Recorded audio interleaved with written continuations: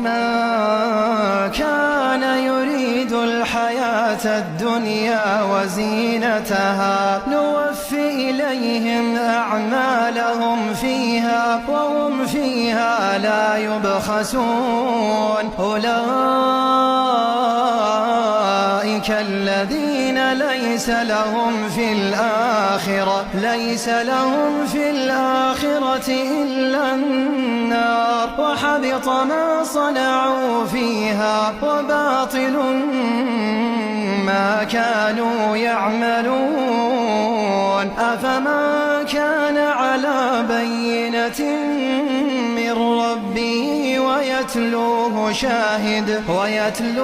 شاهد منه ومن قبله كتاب